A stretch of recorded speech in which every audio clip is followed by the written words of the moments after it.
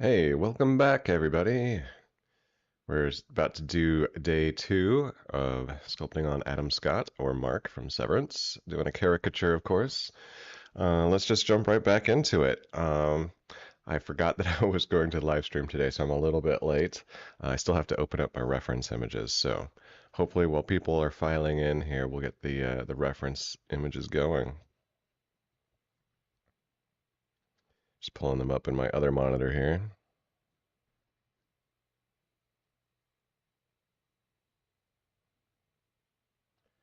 Feel free to ask any questions in the chat. Let's see, this is one of the reference images we're going to be using. Let's pop this one over here in this other monitor.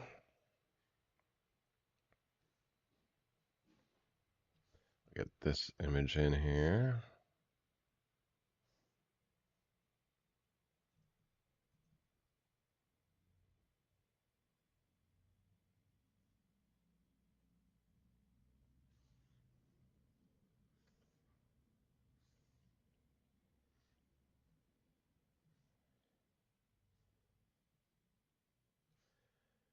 And let's see, we got this image.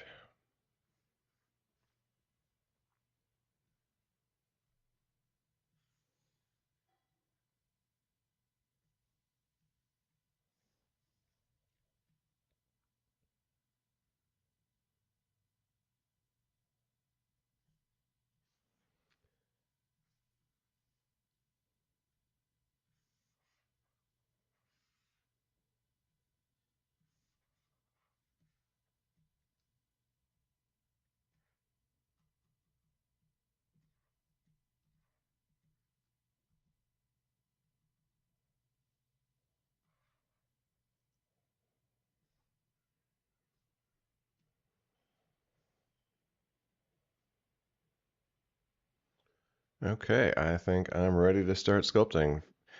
Feel free to put any questions in the chat.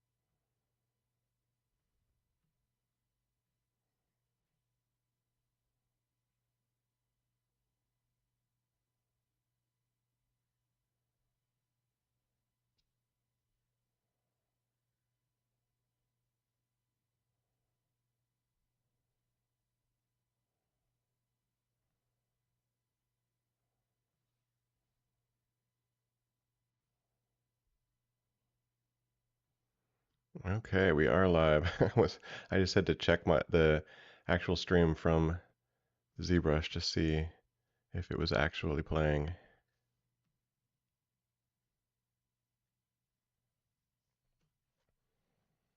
Okay, so this guy's got an interesting face. He's got some really cool asymmetries in his face. So I'm gonna keep working on this and try to bring in all that character. But actually, I was thinking about this sculpt over the past week. Hey, Chanzan 3D artist, good to see you here. How's things going for you? Anyway, yeah, I was thinking about this hair, and I was like, you know what? I need to caricature the hair more, and it's got to be bigger. So I'm just gonna kind of push that hair even more.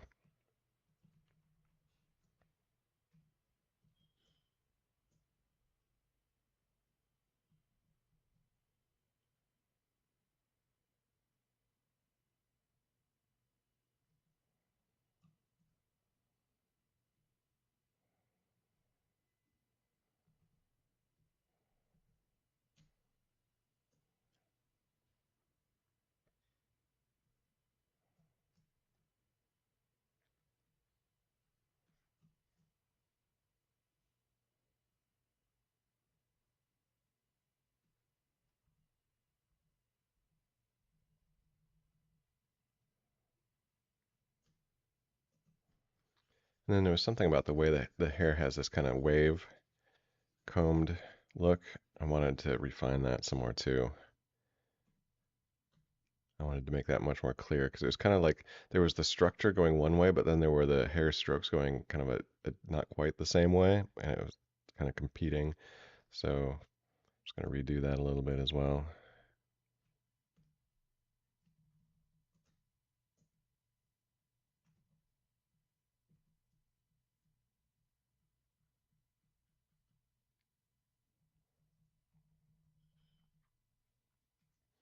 Last week we had a competition to see who could guess who this was a caricature of before I showed the reference.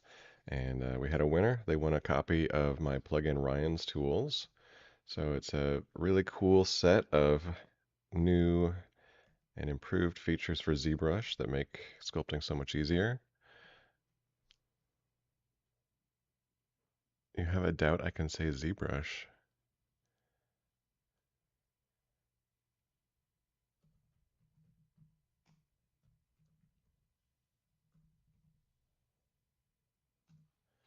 All right, so there. Oh, okay, yeah. In the chat, I put a link to Ryan's Tools.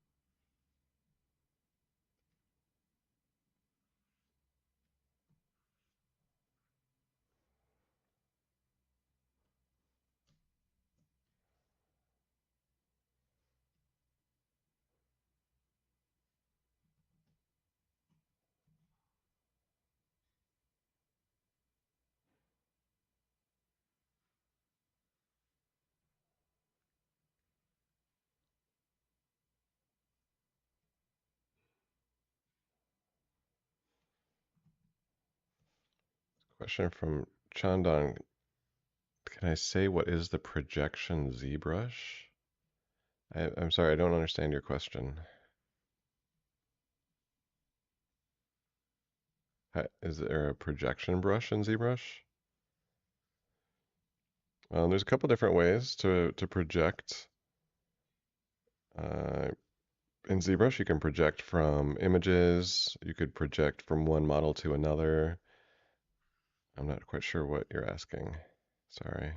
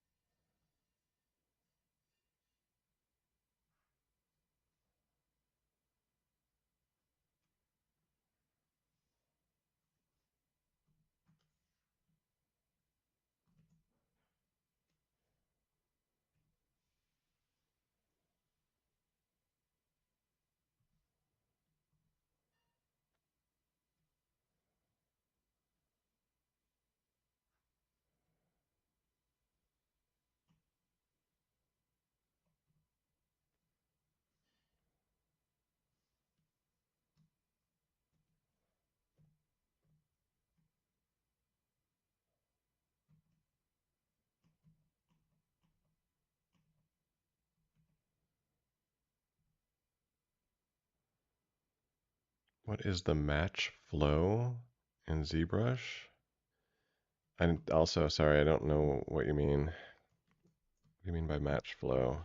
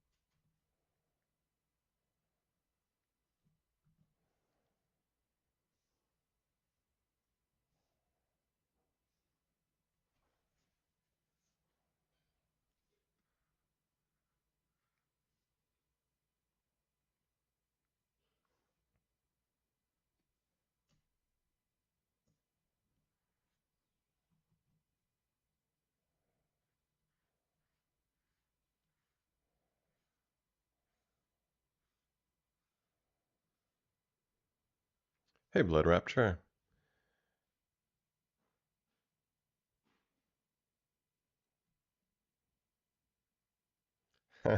Yeah.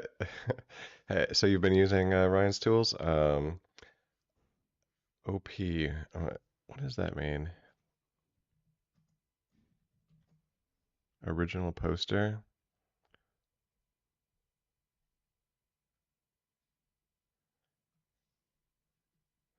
Yeah, honestly, like I'm so used to my own Ryan's tools that if I, for some reason, have to use ZBrush without them, I kind of would rather not.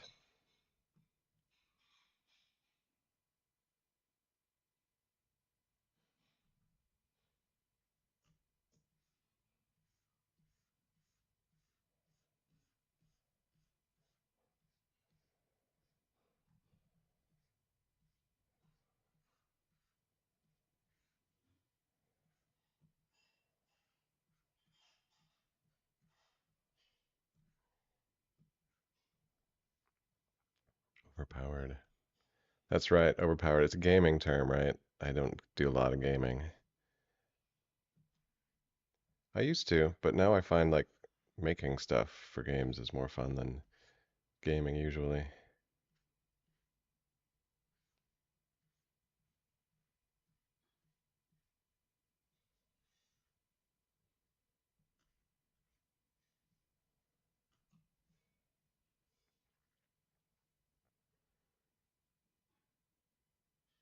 Chandan, yeah, I know Maya.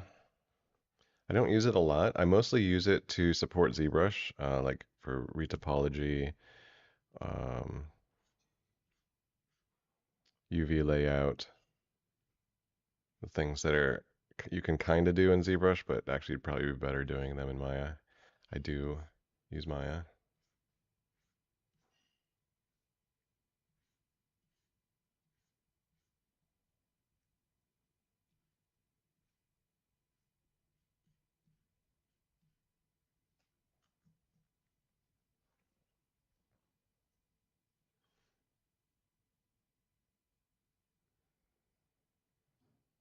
No, Chandan, I can't tell right off the top of my head what the new tools are in ZBrush, like in the latest version.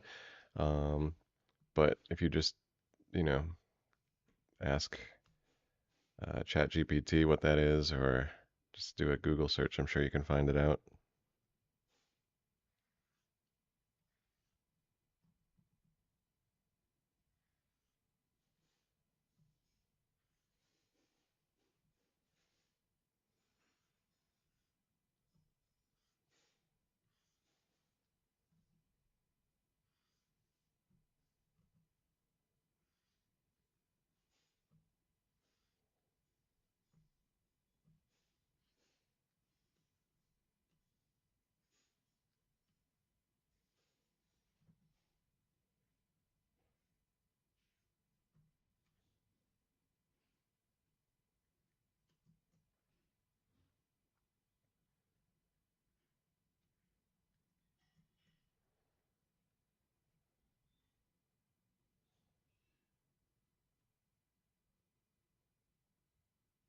Okay, Blood Rapture asks if I'm still using an older version of ZBrush. Does the latest tools work with the latest update? I had some of my shortcuts act weird. Um, so with all plugins, they work with so there's the version that a plugin was made in, and of course the plugin will always work with that version. But if you try to use the plugin with a version that's older than it was made with, it's not going to work. But the plugin will work with newer versions of the software. Does that make sense? And that's pretty ubiquitous across the board for all software, all plugins, is they're not going to work for a version that was older than the plugin was made for.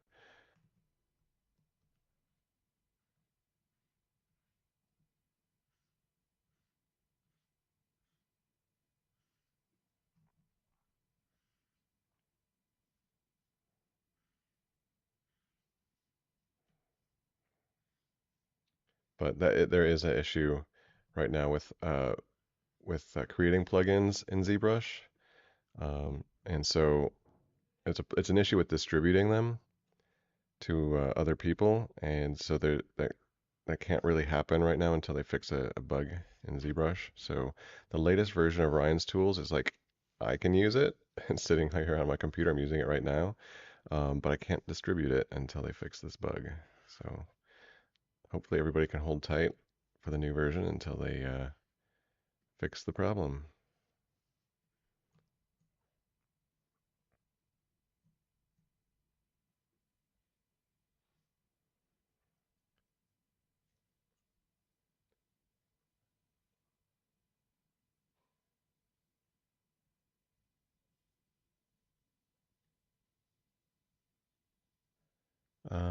Chandan, can you cut topology? Like, yeah, like doing, like cutting faces and edges and verts and do like polygon level edits in ZBrush. If that's what you're asking, yes, you can do it. It's a little more clumsy than most 3D software. Um, I typically prefer to use Maya for those kinds of things, but for some basic edits, yes, you can do it in ZBrush. And actually, I'll probably show you guys some stuff with that because this face right now, it's just like a Dynamesh, super dense. I might go ahead and retopologize this for animation today, and then we'll get to see some of the poly editing tools.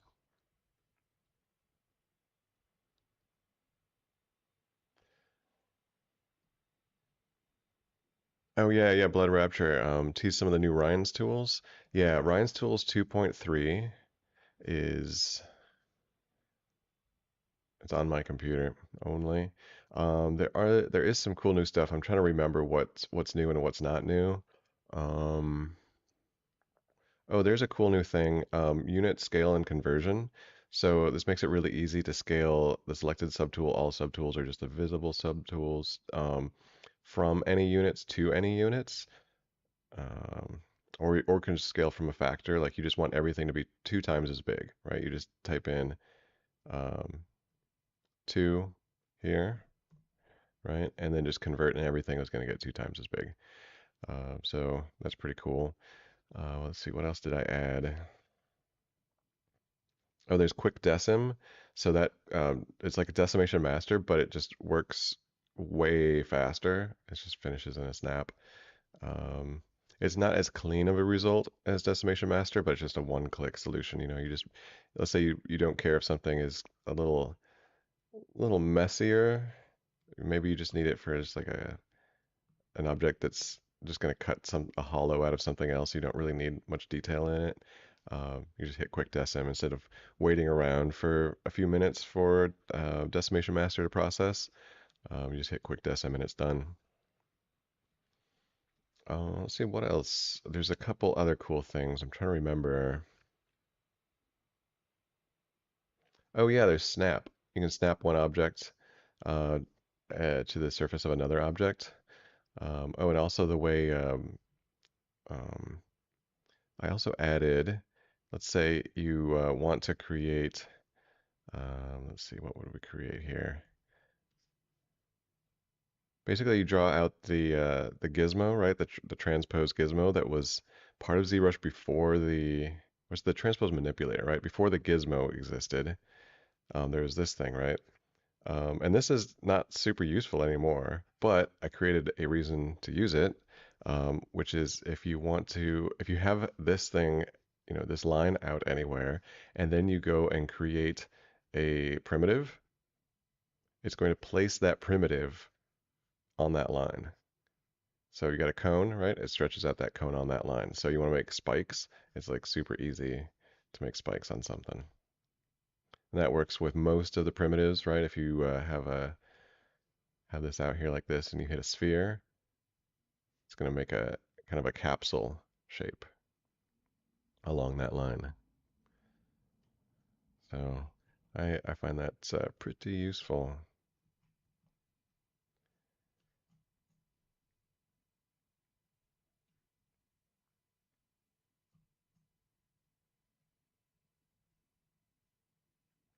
So right now this job is not for freelance. I am a freelancer. Most of my work I do is freelance.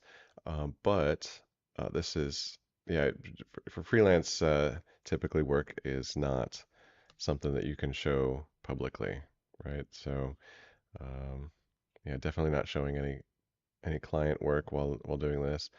Um,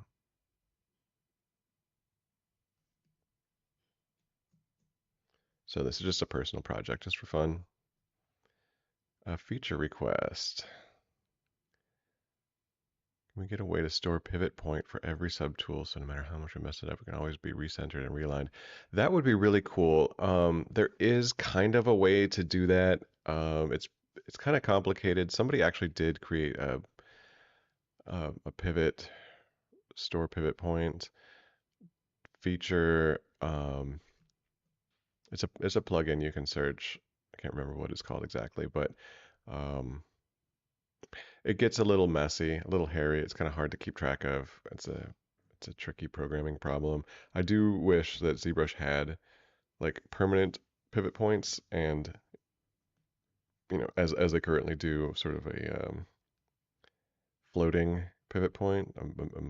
A, it's kind of a very impermanent pivot, which is wherever the gizmo is. So that is, yeah, it's tricky. I would love to do it, but it's a tough problem to solve.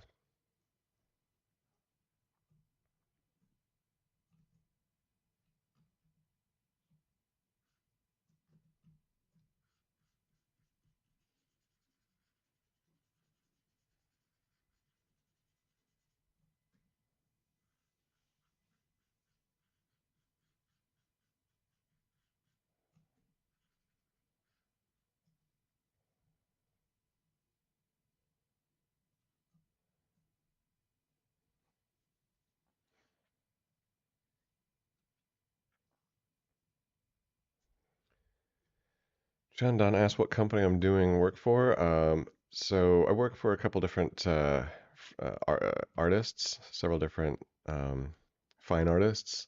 So I'm not. I do also some work in like the visual effects, animation industries. Also like product design, um, fashion companies, right? Fashion brands, shoes, like whatever products they might need modeled for like website, you know, marketing purposes.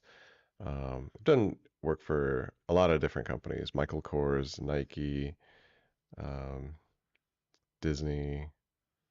I worked on Wendell and Wild, Netflix animated film that was directed by director of Nightmare Before Christmas, um, with writing credit from Key and Peele.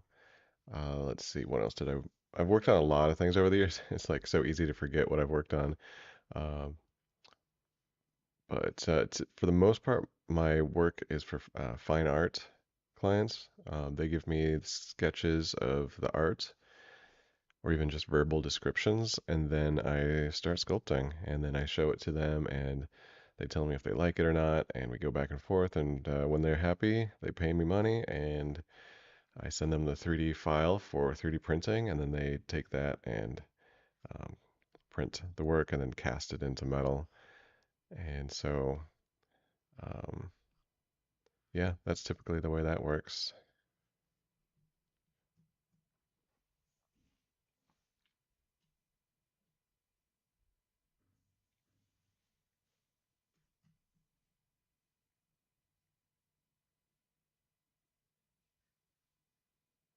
But yeah, I can't say right now what companies I'm working with. The products are or projects are under NDA, but I can say there's a cool new thing happening that I'm getting my fingerprints on. Um, Unfortunately, I really can't say anything about it.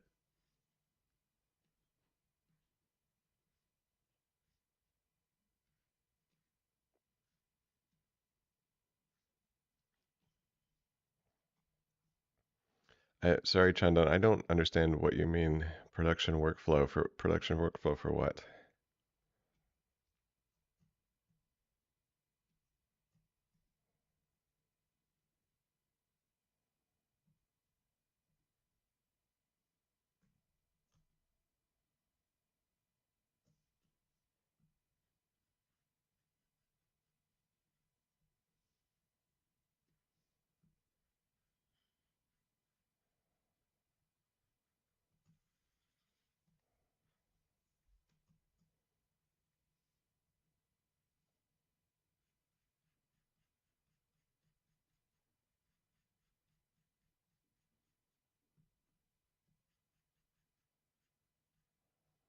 VFX company's workflow pipeline.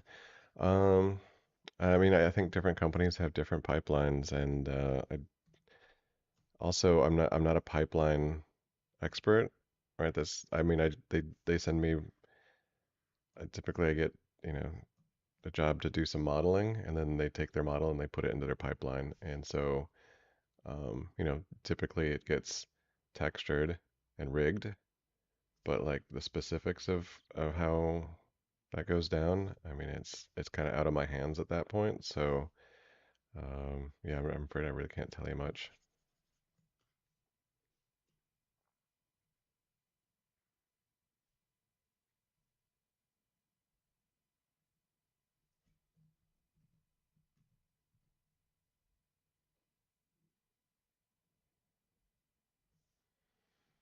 My company flow. Well, it's also different based on the clients. I work with my clients in a very personalized way. It's very tailored to their specific needs, and so it's kind of different. Most of it's a 3D printing workflow. Um, so, so yeah, it's preparing models for 3D printing. So, but it's very fluid based on the needs of the individual works of art, the individual clients. There's not really a lot of set in stone, like this is exactly how I do things. It's very custom. Like I'm very boutique. My clients need something, different that's never been done before, and we just kind of figure out how to make it work. And so, workflow, it's kind of like you have a studio and they just make animated films all day, and that's they kind of have a set procedure for how they do things. And a lot of the way I work, it's doing things that there's not really a set procedure for. I just figure it out as we go. And so it's kind of hard to think of it in terms of workflow.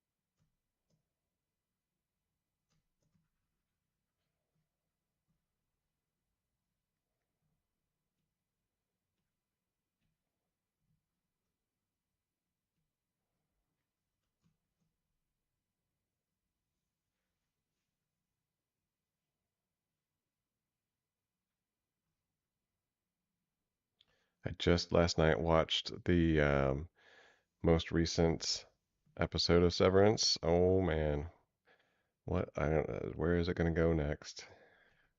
Anybody been watching that show? Anybody got any theories of what's gonna happen?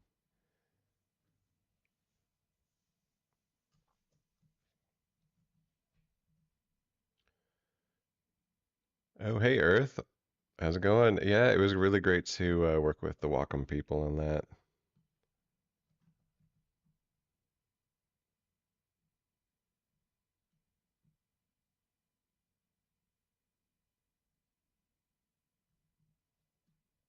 Yeah, in case anybody doesn't know, Wacom just released a a new like series of tablets, and they interviewed me. They came over to my house, my home studio, and recorded me, and so I'm in their like promotional materials for the latest Wacom, was it Intuos Pro, I think that's called, and yeah, you can see me in those videos.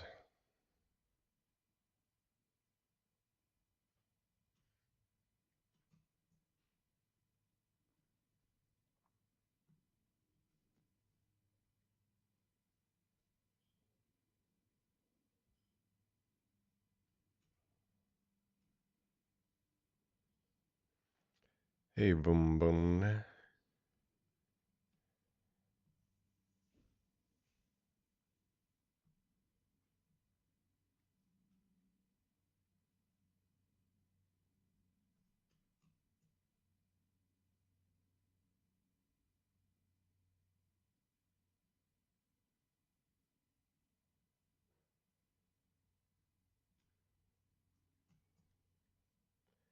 Looking for some more ways to really bring out the caricature of this guy's face. And I think there's some things from the profile I actually need to do a little bit differently.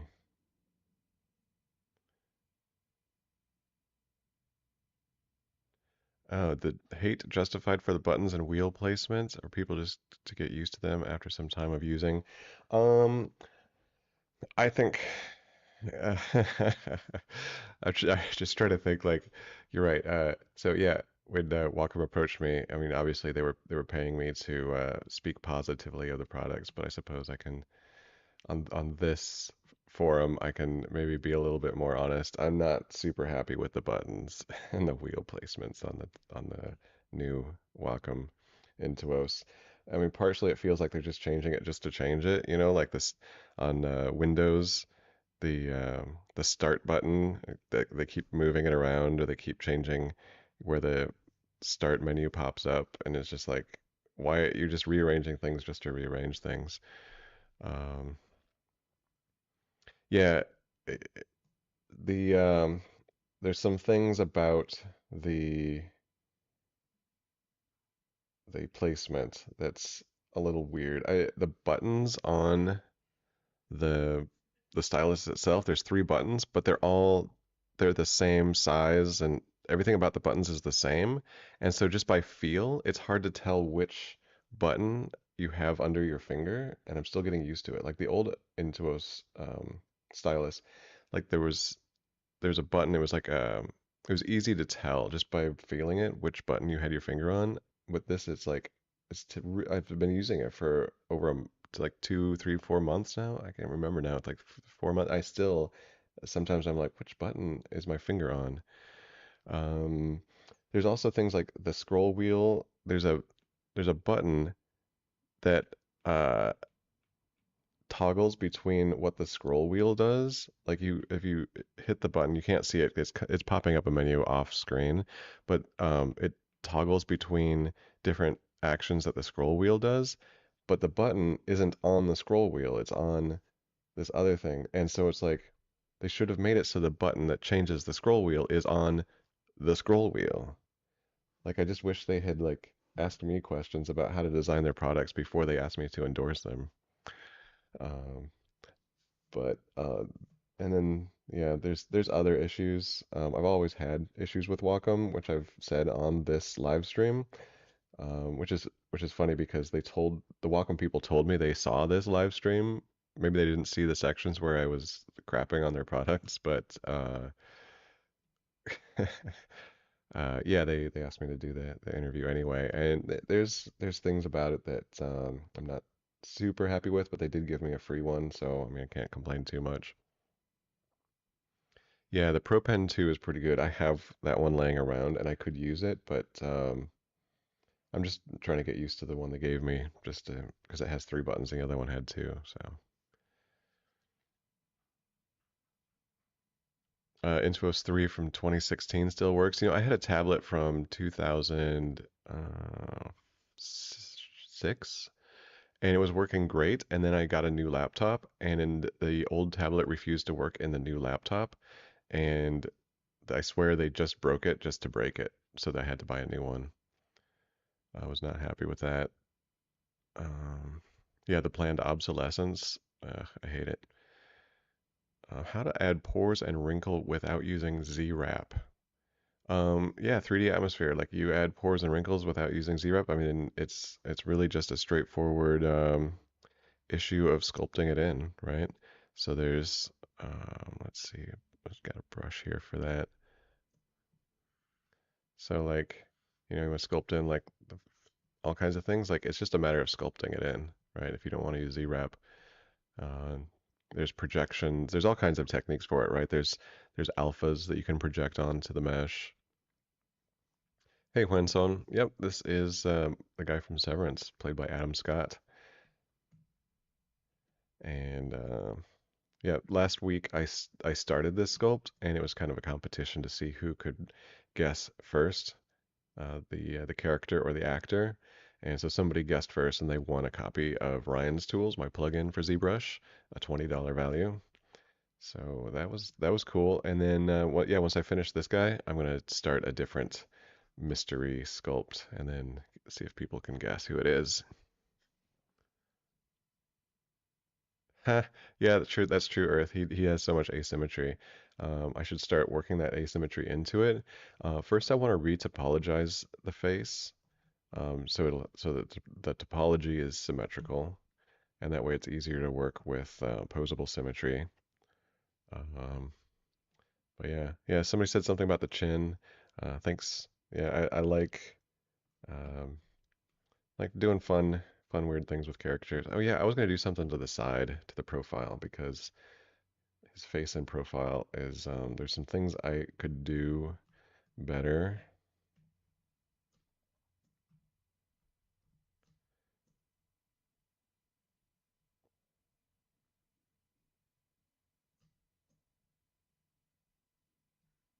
He's got kind of a Tom Cruise upper lip.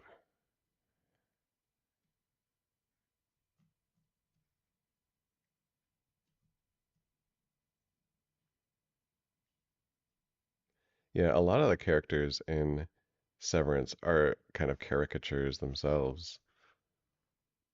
Like this guy, like those lips, man. The way I would do it, I would make the lips like as big as his entire like lower half of his face.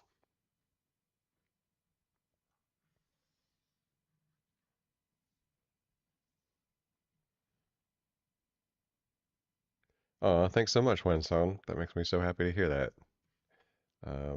I learned from the best.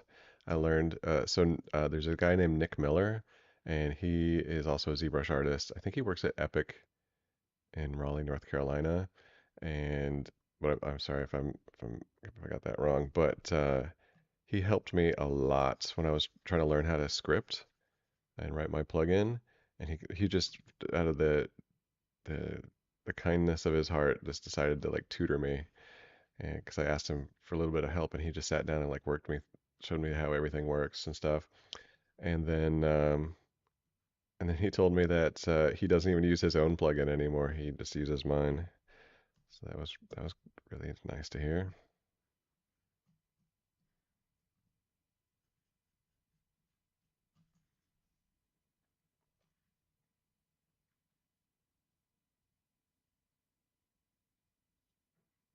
So you can't increase your poly count above 10 million, and you can't add details. What to do? You can buy a more powerful computer, Or you can do details in a program like maybe Substance Painter, where those details aren't in geometry, but they're like, normal map. They're like textured on. Because most of the time, detail above that 10 million count is stuff you're never going to see in silhouette. It's just the really fine detail that's going to end up in a texture map anyway. Um, you can try to break the model into smaller parts. I mean, it obviously depends on the type of model you're working on, but um, there's also features. There's supposedly a feature. I never use it just because it's a way that the model can be sort of you can isolate different sections to give even higher subdivision levels, but I haven't used it in really since it came out because I just kind of felt it made things too clunky, but there are ways around it. Hey Earth, glad to hear you love Ryan's tools. That really makes me happy. Ryan's tools is more QOL than anything for me, quality of life, which is the best for ZBrush. Yeah, absolutely. Anything that helps get past the interface of ZBrush is great. Yep, I agree, Blood Rapture. They need to hire a UI UX expert. Yeah, HD geometry, that's what I was talking about. And I just found it so weird to use HD geometry that I just always found different workarounds when I have to make something really high res.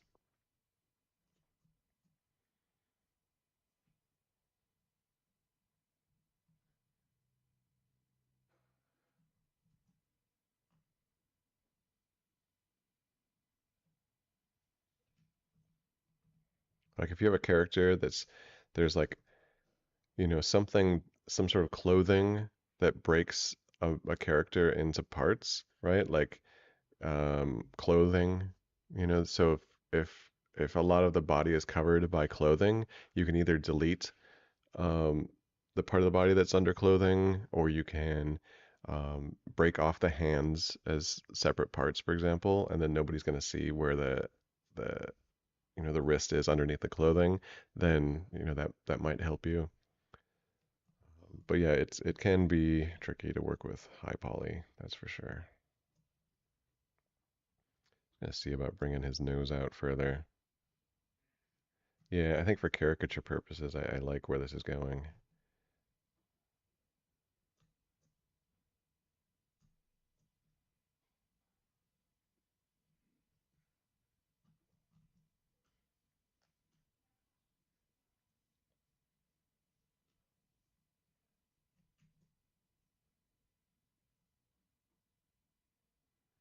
Do I ever write down features I wish ZBrush had? Yes. Yes. In fact, myself and a group of professionals who use ZBrush all the time have actually created such a list, and we sent it to the people at ZBrush, and supposedly they are working on it.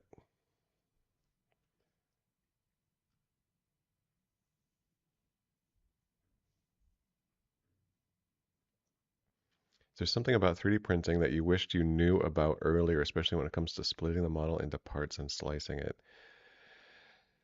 Um, I wished I knew about earlier. I mean, I think so many things about 3D printing I kind of learned pretty early on, like things about, you have to have things supported or you have to have things the right thickness. I think the one of the biggest things about 3D printing is managing thickness, right? You can't have a really thin, spindly shape going out into space without support, right? And you can't have, right? It has to obey the laws of physical reality, which you don't necessarily have to do for 3D animation. So, I mean, those are things you learn very quickly on. So it's not like something I wished I'd learned sooner. It's like I did learn it soon in the process of learning 3D printing. So, um, there's really not much that I've learned about 3D printing in many years. I mean, sure, there's like kind of refining your techniques to help you manage the issues of 3D printing better, but um, can't really think of anything off the top of my head. Is there a way to sculpt through transparent subtools? Yes. Yes, there is a mode um, called transparent mode. And so, yeah, so we've got the hair has been turned transparent, right? And so, yeah, you can sculpt through the hair like that. I use it quite often. I have my interface all messed around, so I'm trying to remember what menu this is even under. It's under the transform menu. So I think it's in the default interface. Where is it? Oh, yeah, right here, transp. So, yeah, you just flip that on and off. There's also this ghost. I never changed this, but it's also just like a different way of displaying the semi-transparent models. Actually, I kind of like it better with ghost turned off, to be honest. I'll try playing around with it like that for a minute because the ghost sort of changes the material that's on the model to a different material. Might make it easier to see, but yeah, that's just your option. But yeah, transparent. I wish ZBrush has a version which can utilize GPU for sculpting performance. They have one for GPU and other for CPU. Um, yeah, yeah. Supposedly, what I've heard is that under the hood, the way the technology works in ZBrush, it just can't work on GPU, but it's super optimized for CPU. But if you the Redshift renderer for GPU does work in ZBrush. So what I think would be really cool is if there was a separate window that you could tear off and put in another monitor that was always rendering, or at least had just a quick render button, so that while you're sculpting in your um, 3D view, you just have a separate render view that's just always updating, but from one camera angle, right? Especially if you need like one angle for a still render, so you can be sculpting from the side, but you see how that updates in your render in your camera view. So I think that would be really helpful.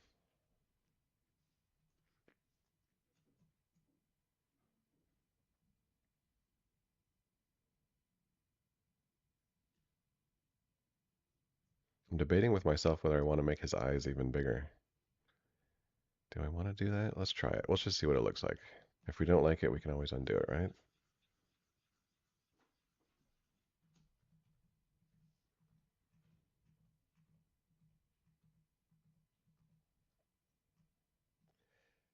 Yeah, that's true, Huanson. Yeah, this the scale of things it does throw you off where because like you can zoom in on something, you're like, oh, this head is, I mean, it's whatever size you make it on your screen, right? But when you print it, that's the real size that it was.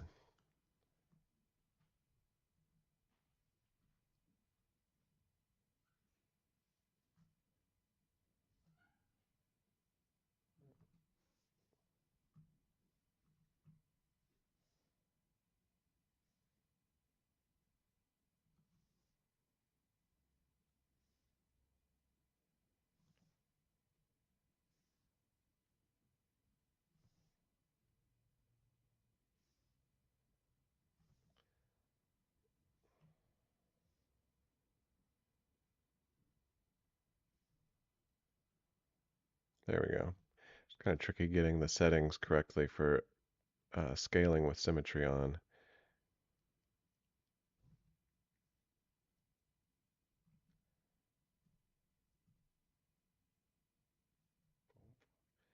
Yeah, yeah, that's kind of cool. Just like giving big eyes.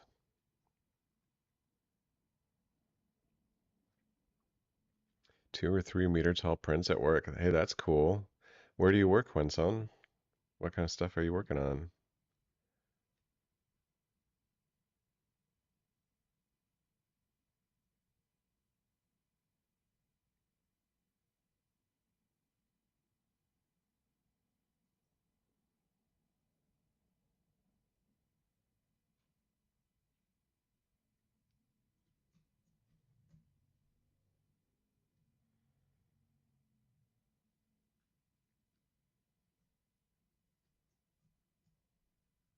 I recently worked on a sculpture that was about a little over a meter tall, maybe even about 5 feet tall, and it ended up at a festival in Miami called Love Burn, and it was a sculpture. It's like a mini Burning Man. It's a sculpture of Charon from Greek mythology, and actually, I could bring up the sculpture right now. I'll just show you guys real quick.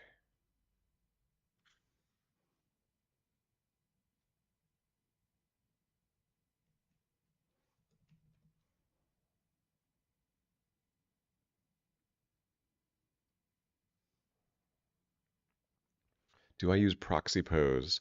Every once in a while I've tried using it. It's been a little frustrating. It just it's like there should just be a way for ZBrush to remember what pose something was in its original state without having to go through proxy pose.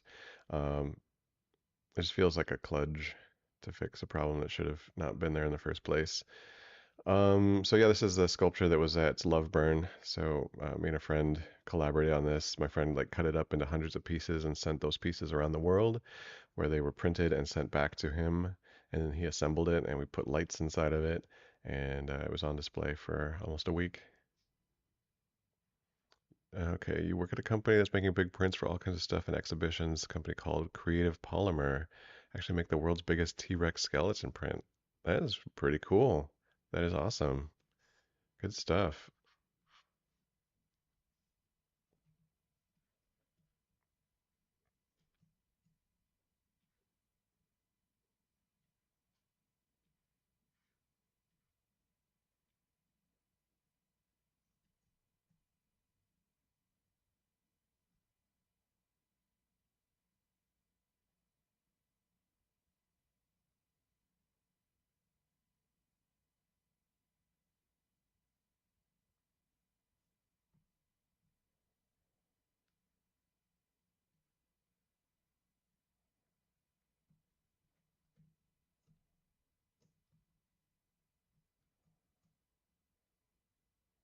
Just thinking his chin needs to be a little bit more squarish.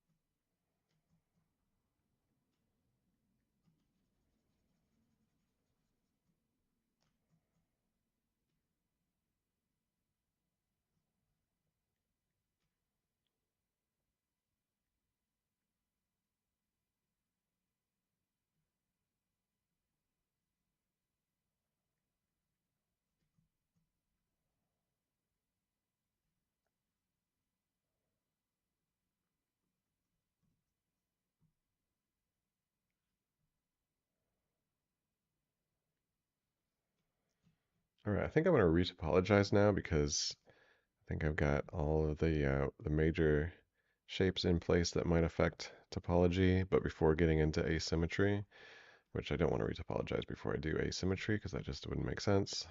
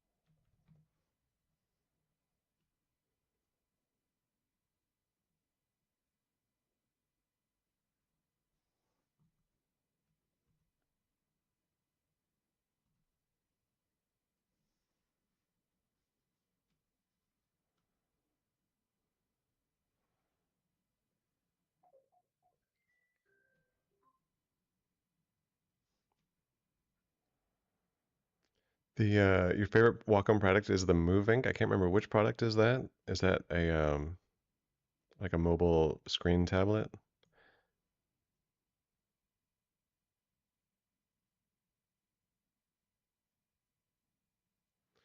Okay, yeah, Wenson. So sometimes I go to Maya for retopology sometimes and UV layout and rendering sometimes too because like the rendering in ZBrush is kind of limited, even with Redshift. But I'm thinking of giving up on Maya because Autodesk just laid off over 1,000 workers because they want to focus on AI, and I'm just like, mm, maybe I'll use Blender instead.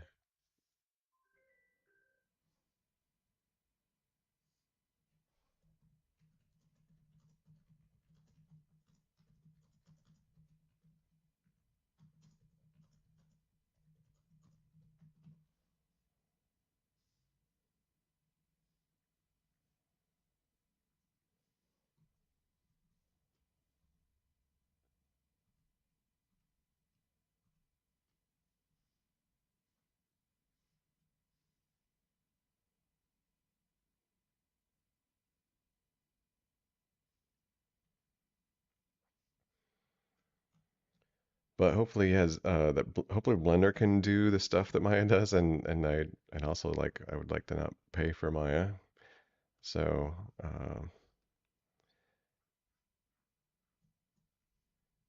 yeah, I think I'm gonna be giving up on Maya soon. But I did recently just re-up my annual subscription, so I guess I'll be stuck with it.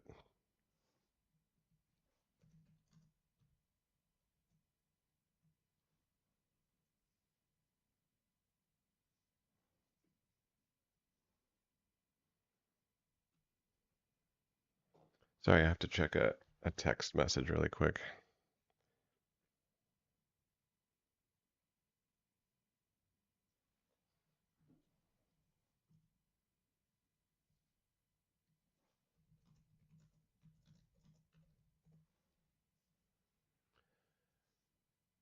Okay, so the Move Ink only needs a C-type cable, super thin and light, and OLED screen. Yeah, I yeah, that Move Ink sounds pretty cool. I personally don't like screen tablets because a couple different reasons. Um, the your hand kind of covers part of the screen, and then also like with a tablet that I have, it's not a screen tablet, so I've got my monitor up where it's like ergonomically good for my head up, but then my tablet is down where it's ergonomic for my hand, and so it's kind of the best of both worlds.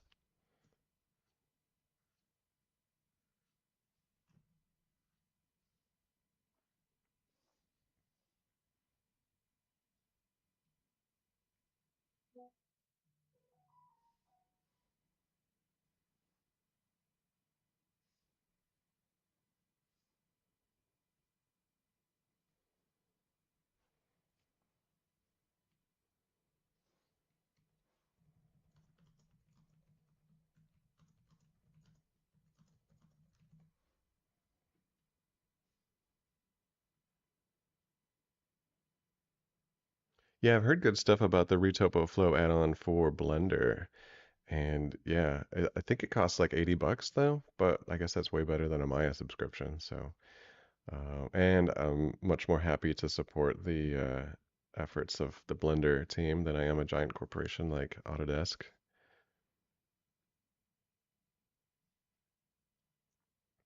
Ryan's tools for Blender.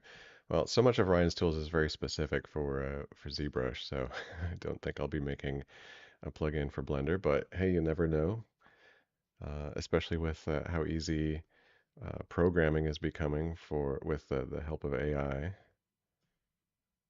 But then again, like if it's going to be so easy to program with AI, why would anybody write programs for other people to buy when everybody can just write their own programs and have it do exactly what they want?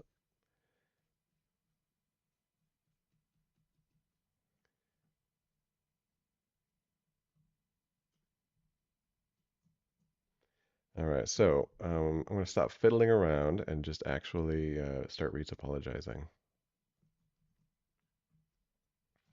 So the way I retopologize is pretty interesting. I think it's pretty effective.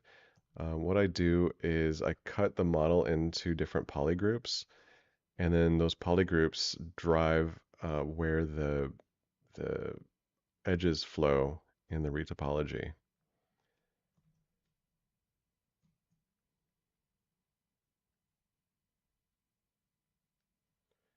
So let me see here. This guy's might be a little tricky with how I caricatured the faces, but um, what we can do, let's do slice curve, right? So I'm just going to come here and slice the polygroup, something like that.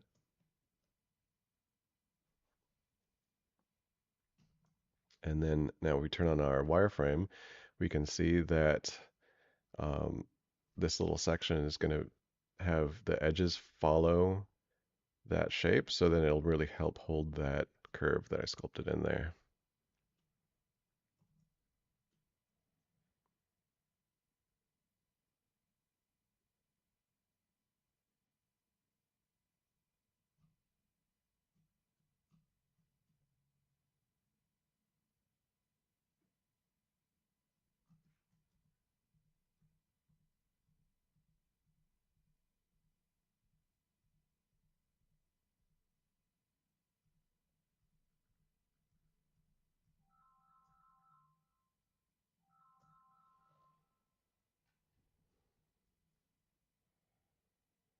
And one of the cool things about, you can work sort of asymmetrically, but then when the retopology happens, you turn on symmetry, and then, you know, it only affects one side, right, screen left, and then it copies that over to the other side, so I can kind of work in a way that looks like like this wouldn't work, right? Because this is just crazy. But as long as it's good on one side, that's all we need.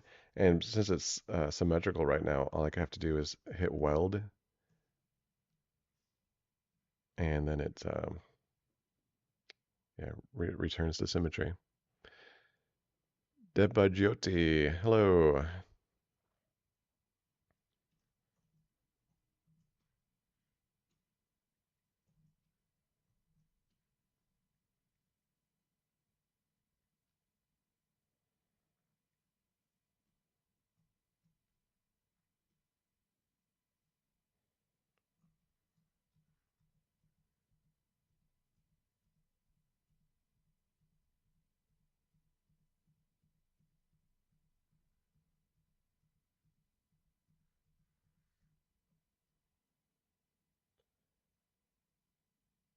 Welcome, Debaggioti, also a 3D artist. Oh no, that's weird. When I cut that edge, it didn't actually create a new polygroup for that section. That's weird. Let me try that again.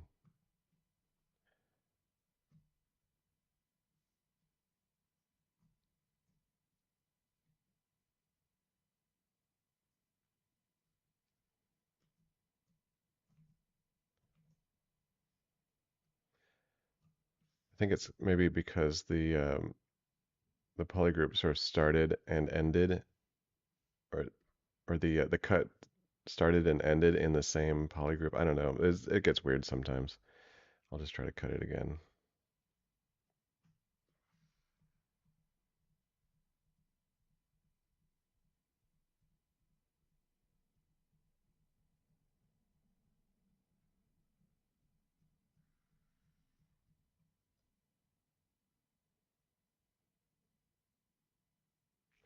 Yeah, it's that's really weird. I don't know why it can't figure that out.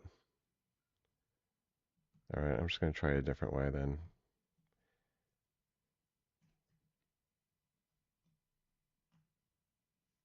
and do it with masking.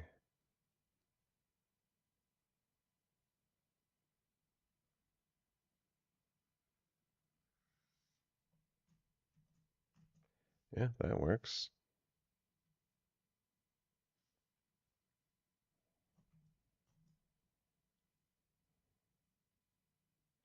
Hey, Michael Coldy, Michal, however you pronounce that. Yeah, Coldy won the competition last week to guess who this actor or character is, and so yeah, he got a free copy of Ryan's tools. And how are the tools working out for you?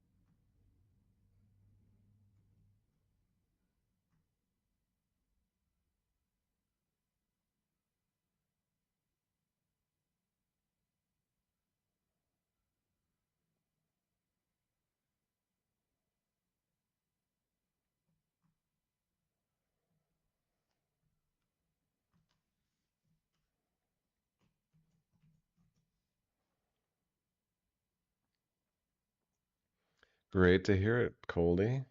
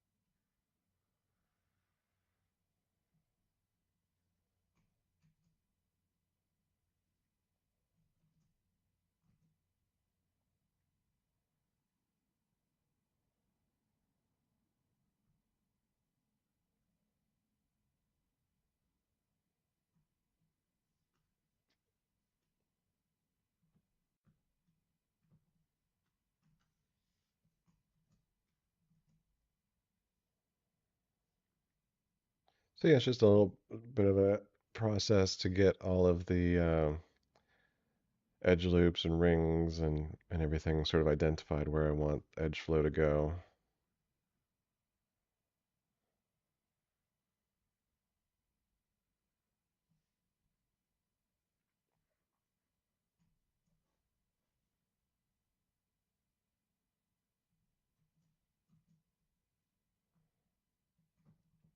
Oops, I keep forgetting to deselect. Oh, actually, that doesn't matter because it's on the other side of the model. But yeah, sometimes I just charge ahead so fast I forget that there's things I need to clean up.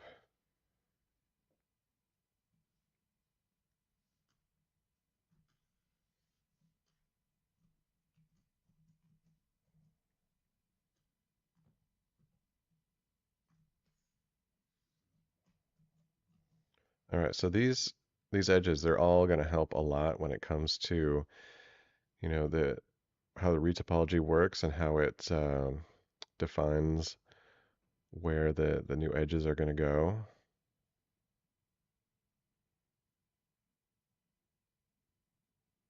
Do I use the stroke option with the insert multi-mesh? Yeah, sometimes I do. It can be a little clumsy to work with, but yeah, it definitely comes in handy sometimes.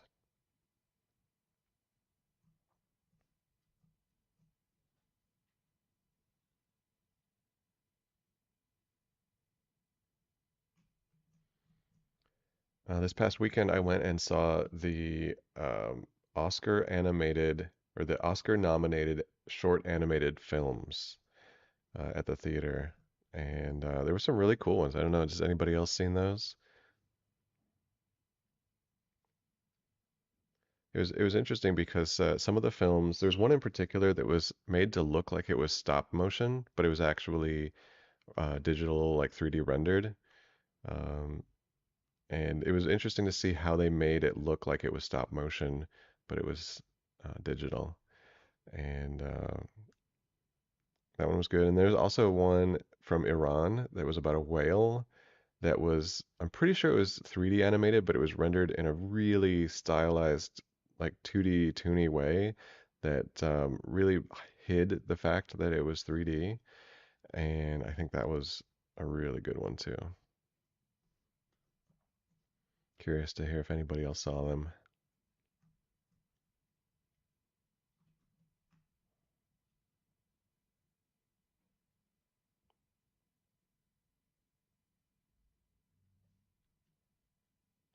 There's the cat one. Yeah, that was the feature film, Flow, that won the Academy Award for Best Film. But then there were also the short animated films that were really cool too.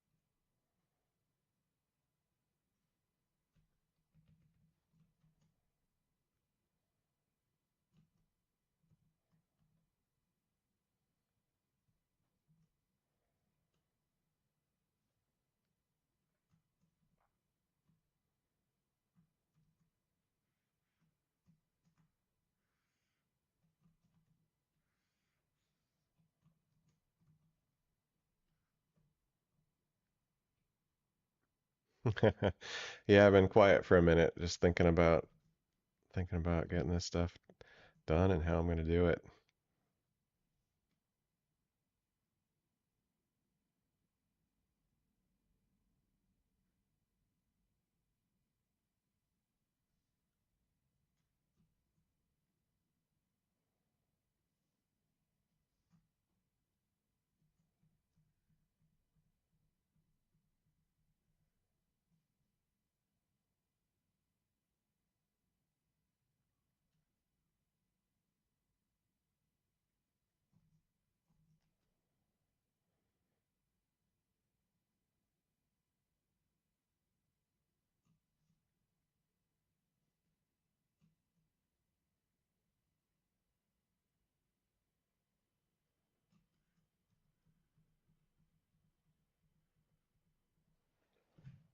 Hard to get this right up in that corner of the mouth.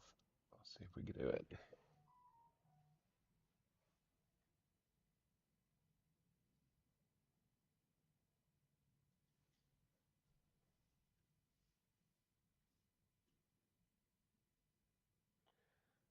It's kind of made a mess of things, but I might be able to clean that up.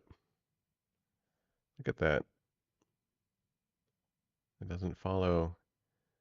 It's so funny. It cut the line, but then it just made the polygroups just kind of not follow that line. That was weird. I'm gonna try this a different way so I can get more precision on this cut.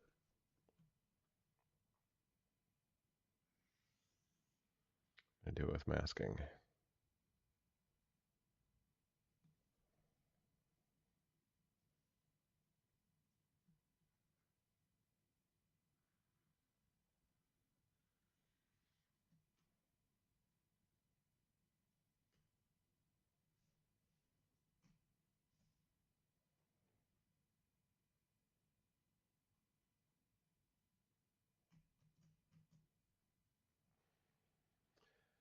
How long can I sustain focused work, and what do you do to stay consistent and healthy? I oftentimes have a hard time trying to keep up with the workload.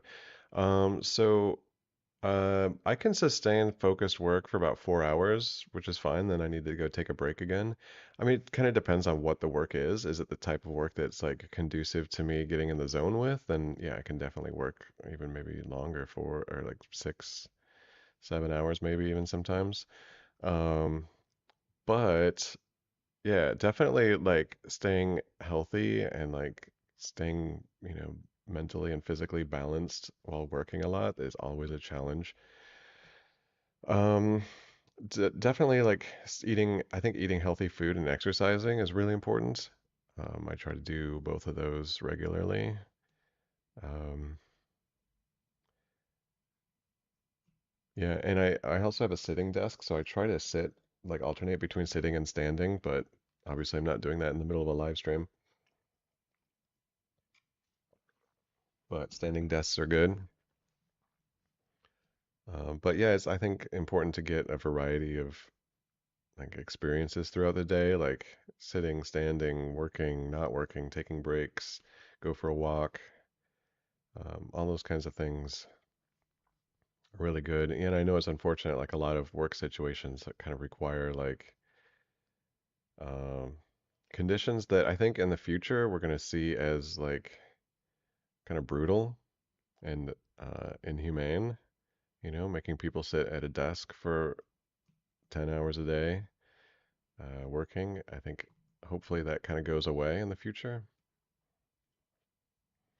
All right, I'm going to try to retopologize this. Let's see what we get. So in the retopology, there is these things called ZRemesher guides, and you can draw them out. But the thing is, retopology doesn't really follow them. It doesn't really obey those lines.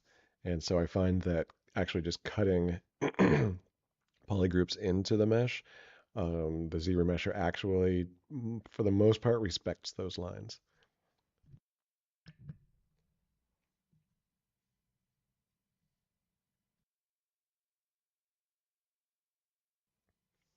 So let's see if it works.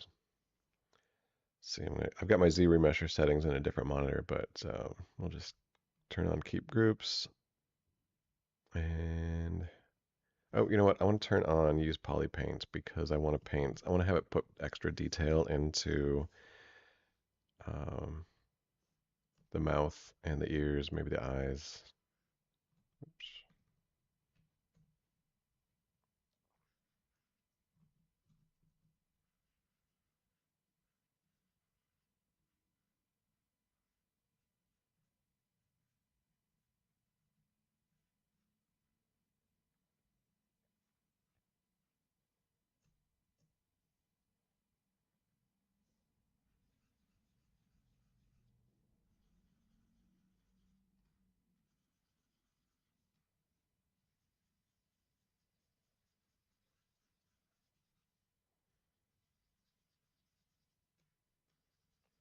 Okay, so hopefully with this painting, we'll get uh, higher resolution in the ZRemesh in these more red areas. Let's see what happens.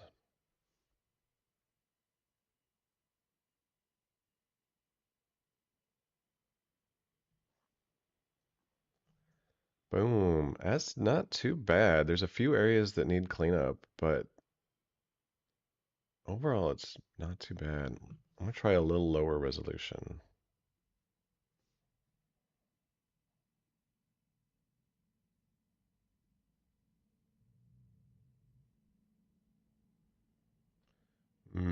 That's kind of not great.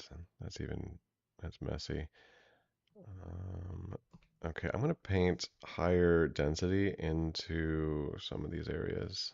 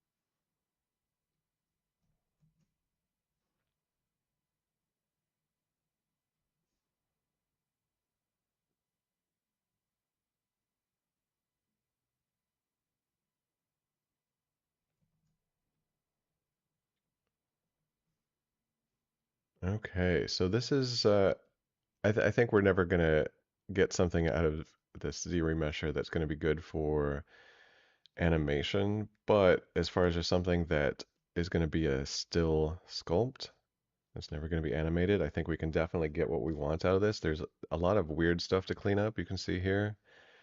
Um, and that's really weird. But, and it even changed the color on that. That is so weird. But I think as far as something that's like retopologized so that we can start subdividing it and maybe lay out UVs, I think this is definitely going to give us something to work with. And we can get into, actually, you know, I'm going to make a little bit more change to this before I actually commit to it. I'm going to cut like an edge right here.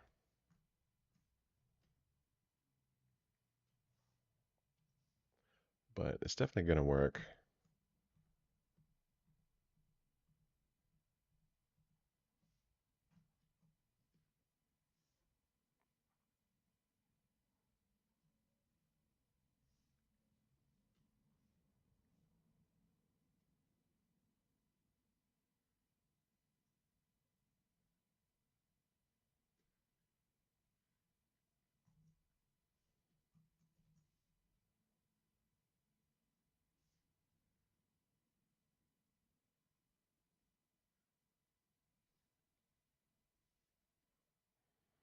Sometimes when polygroups come up into sharp corners like that, it makes weird problems, but I don't know, whatever, we can clean it up. Um, Oh, I think I know why that weird thing happened. Looks like there's something weird that I can smooth out here anyway.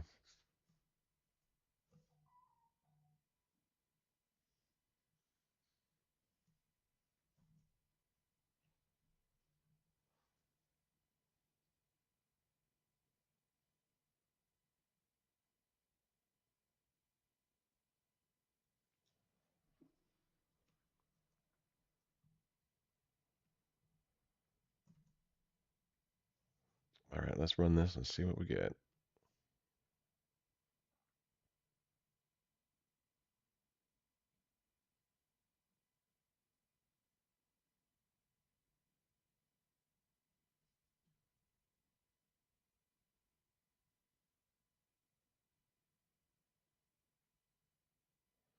It's a little bit better in here, but we're just gonna have to live with it.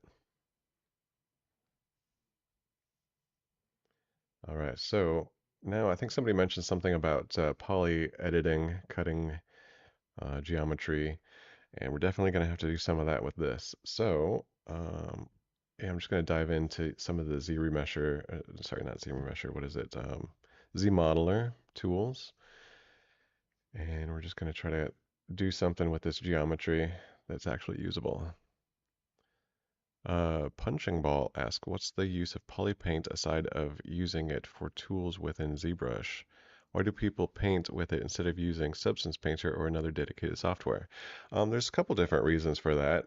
Definitely, I agree with you. Like if you want to have a lot of control and power in your texturing and painting, you should use Mari or Substance Painter. But if what you're making is if your painting is simple, um, or maybe if it's going to 3D printing and you don't need all the different layers of like, you know, roughness and transparency and metalness and all of those different maps you can make in Substance. Um, you just need color, just basic simple color. Um, then yeah, I think just doing it in ZBrush can be fine, especially if you don't need to like get also very complicated with layers and stuff. If it's just a simple, straightforward texture, I think it's just easy to do it right in ZBrush. Hopefully ZBrush eventually comes out with like a system like Substance Painter. That would be cool. Oh wow. It's like so messy.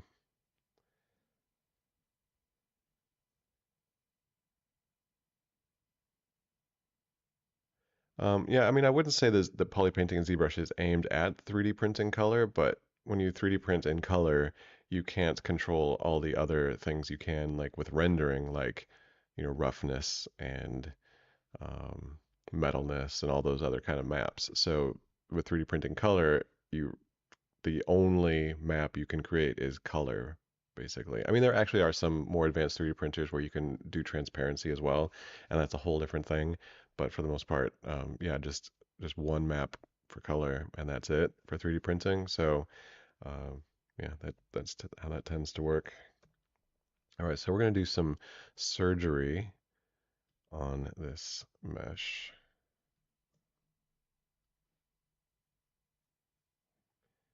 We're gonna kind of cut things where it should have put things.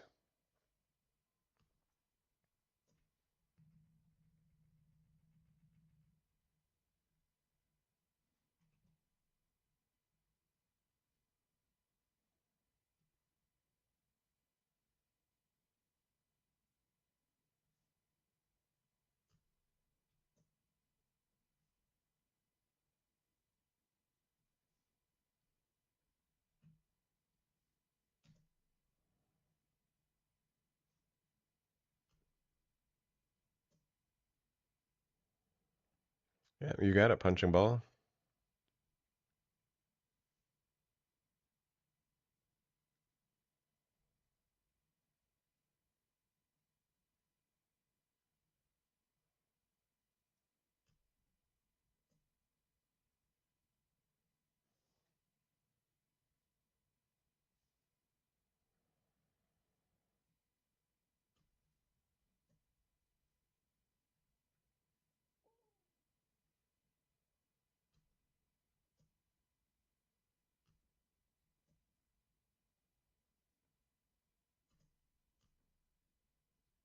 So generally it's a mix of doing things like cutting, like um,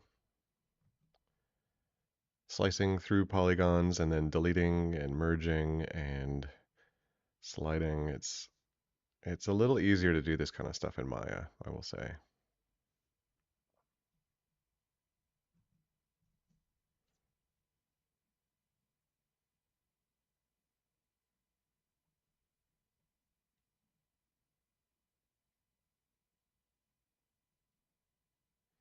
It's kind of like long stretched polygons in here, and I'm trying to think of like a good way to bring some more edges, like maybe from this point into the corner of the mouth.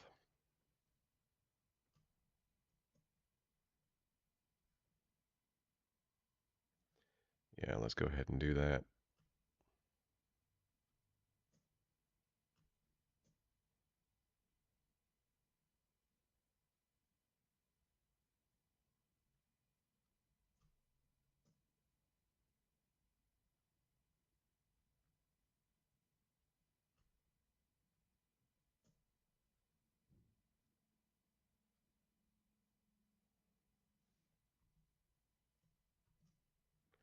Definitely not the cleanest topology and not necessarily what I would do for animation, but if we just need a sculpt that's just going to be a still, and we just kind of maybe want to pose it and do just have a mesh that's decent for sculpting, this will work for us.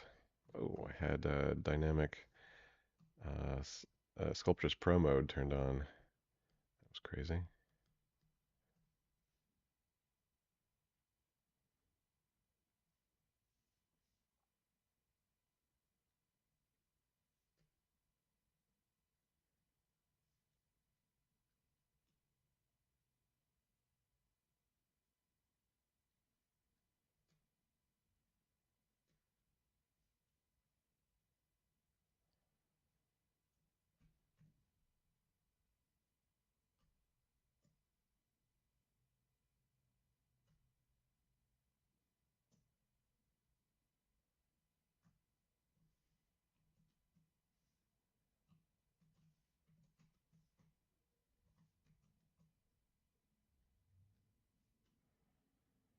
So this is the tedious part.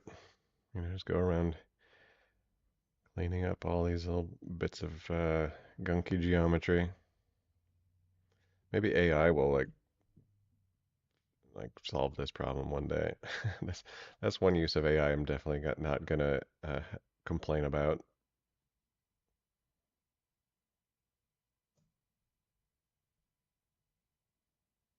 Maybe somebody likes doing this kind of work.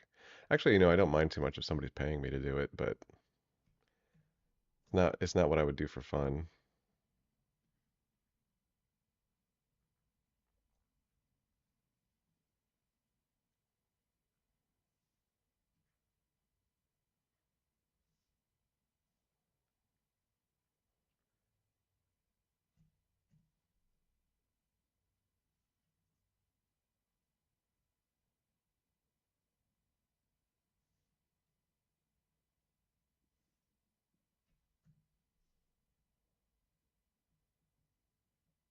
Just saving it before I use the spin edge feature because I find that spin edge crashes relatively often. Trying to spin that edge. There we go. That's kind of where I wanted it. Ideally, we should be able to connect, actually cut through this. This is all kind of messy. And there's like the upper eye fold needs to come through here. So it'd be great if the geometry followed that shape. So we've got the original, we can compare kind of like where those edges need to go. And if like this edge from here kind of continued over to here, that would be best.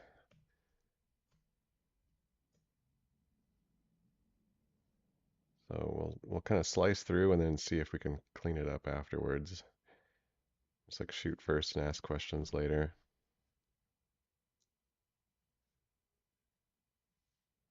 Ooh, that's messy.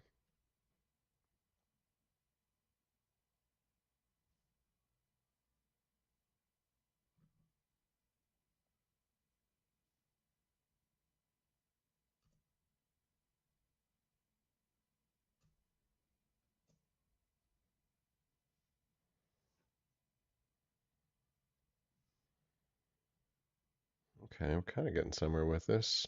Oh, there's something weird happening here.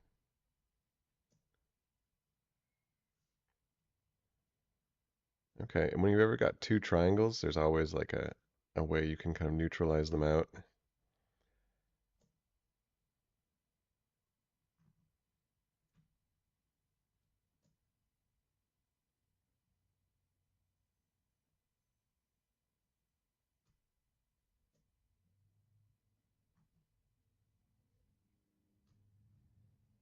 Complicated thing about ZBrush and doing this kind of work is like constantly having to go back into your menu and like change which brush you're using. And I wish there was like a more straightforward way to, like a quicker, easier way to switch between the different Z modeler brushes. Some people have come out actually with like brushes that I need to mute my phone. Sorry, guys.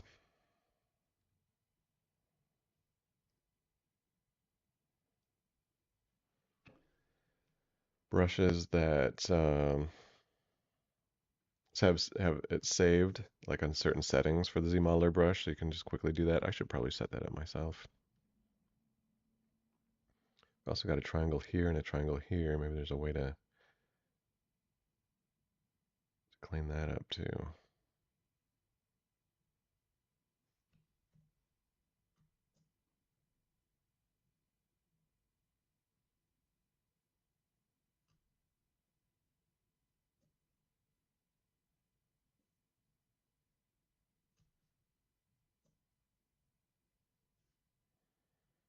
Yeah, that's much cleaner.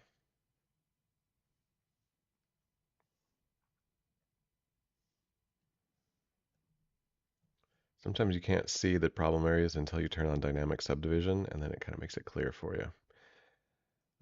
Definitely, if this was for animation, I would clean this area up much more. But actually, that one, let's see what we can do here.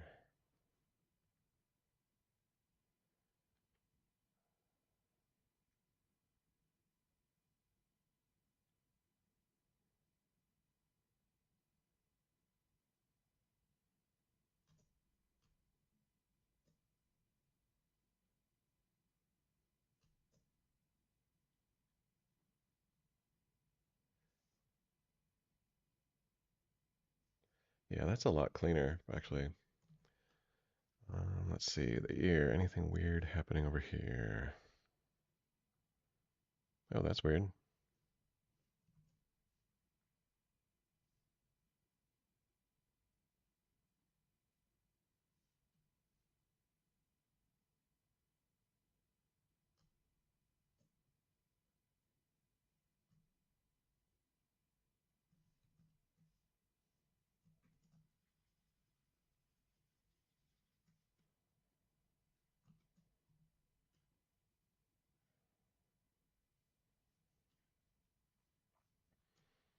I think we got everything that's really nasty.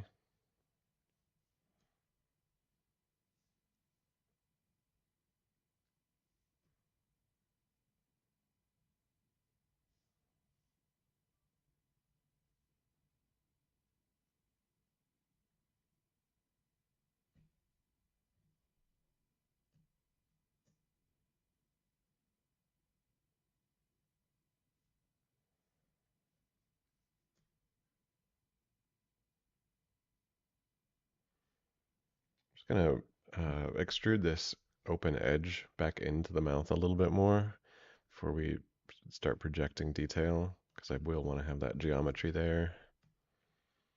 Let's see, extrude, edge loop. Um, see, no attraction, because I don't want it to like start snapping things together. Okay, let's see how this works.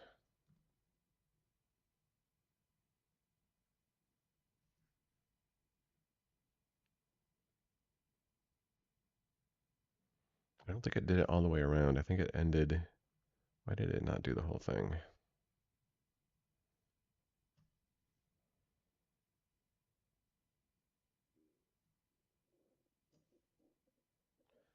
It set it to mesh border, but I don't want it to actually do. I guess I could just delete the new edges it creates at the eye and the neck.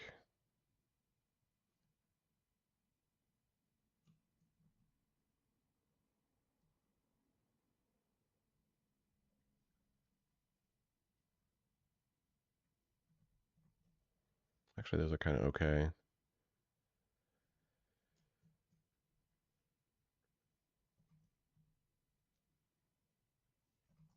Okay, cool. Let's project the detail from the sculpt.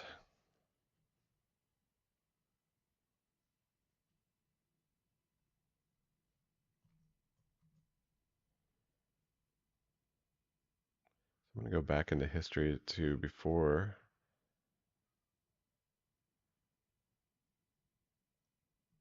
Set that as the history project point. And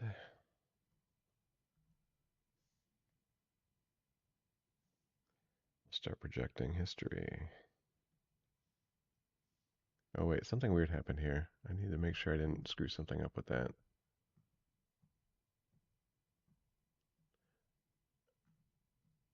Oh, that's weird.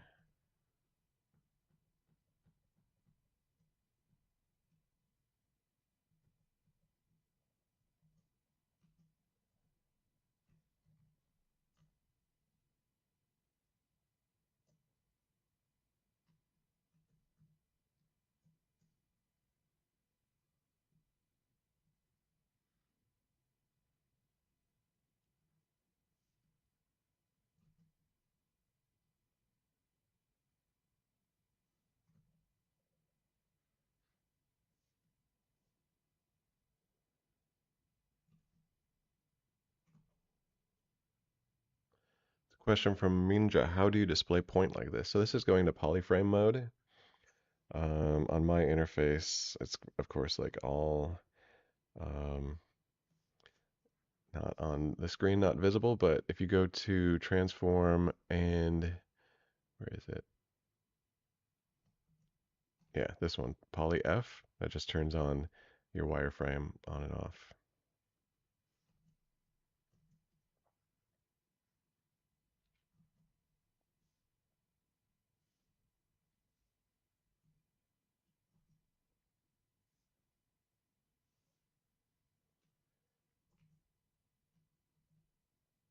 All right, so now I'm going to do project from history.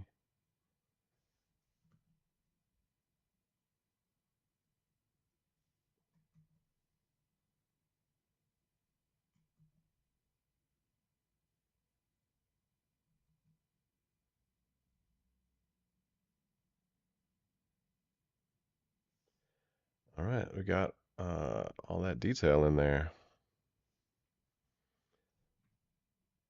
That corner of the mouth got a little weird, but that's okay. We can just smooth that out, I think.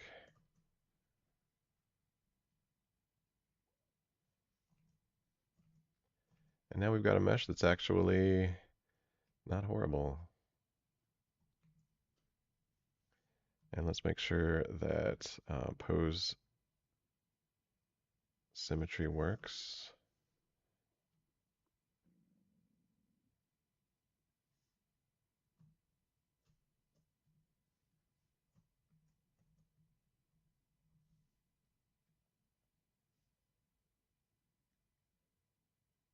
Oh, that's weird. Actually, it didn't work. You know what? I think I might have to weld my mesh before I project, because I think maybe some of my edits were asymmetrical.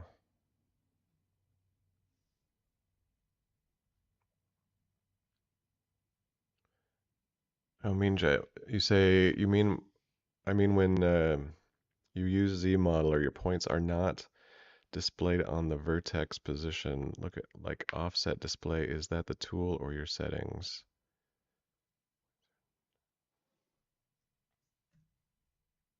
I'm not quite sure what you're referring to.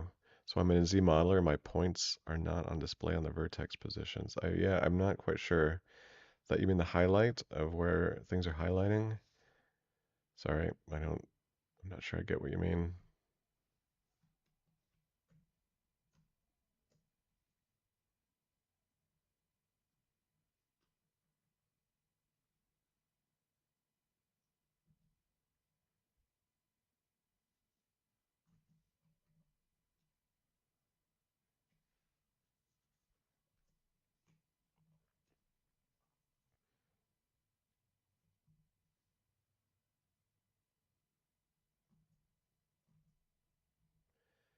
Yeah, if you're talking about when I have subdiv on, yeah, then there's like yeah, I see what you mean. There's like a kind of an offset. So you see these points that's showing where the vertex is on the lowest res version, like on the lowest subdivision level. But then with dynamic subdiv on, it of course it smooths out and shrinks the mesh somewhat, and so the position of your the points actually changes, but because it's dynamic subdivision, it's still thinking about the low res mesh, and so this is just kind of a way of showing where the points are on the low res mesh versus where they get shrunk to when you subdivide.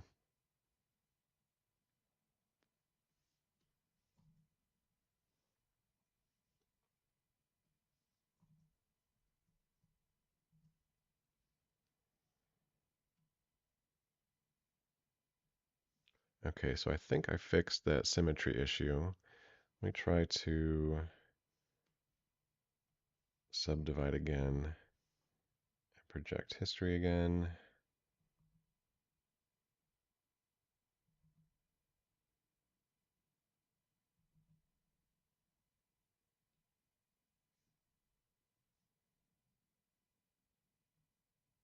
And yep, this time it worked. I got full symmetry. Great. Yeah, I think I just had like something asymmetrical in my base mesh that was causing a problem. All right, so that is getting us pretty close to my finish line for today.